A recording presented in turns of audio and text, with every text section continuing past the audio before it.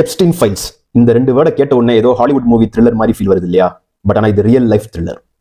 Jeffrey Epstein ரொம்ப பெரிய powerful பீப்புளோட க்ளோஸா இருந்த ஒரு பில்லியனர். ஆனால் அவர் மேல இருந்த அலிகேஷன்ஸ் காரி துப்புற மாதிரி மைனர் கேர்ள்ஸ் டிராஃபிக்கிங் அபியூஸ்னு ஏகப்பட்ட கேசஸ்.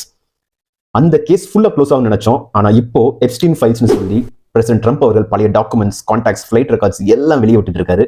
இந்த ஃபைல்ல என்ன இருக்கு, யார் யார் பேருக்குலாம் பார்த்தீங்கன்னா பொலிட்டீஷியன்ஸ், பிசினஸ் டைகூன்ஸ், செலிபிரிட்டிஸ்னு ஏகப்பட்ட பேரோட நேம் இருக்கு.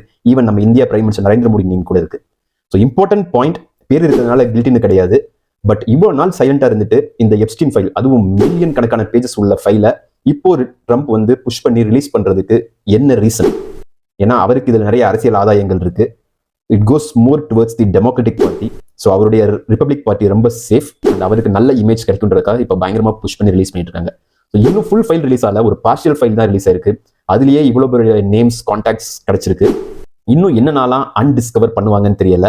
ஸோ யூஎஸ் ஃபுல்லா இதை பத்தி தான் டாக்ஸ் போயிட்டு இருக்கு. நம்ம அந்த வெனிசுலா, உக்ரைன் இஷ்யூ, ஸோ இதெல்லாம் இப்போ ஸ்டாப் ஆயிட்டு எப்ஸ்டீன் ஃபைல்ஸை பத்தி மட்டும்தான் என்டையர் யூஎஸும் பேசிட்டு இருக்காங்க. ஸோ இதை பத்தி கண்டிப்பா நம்ம ஒரு பெரிய வீடியோ மேக் பண்ணணும் இன்னும் டீடைலா. யாருக்கெல்லாம் இன்ட்ரெஸ்டா இருக்கோ கமெண்ட் பண்ணுங்க.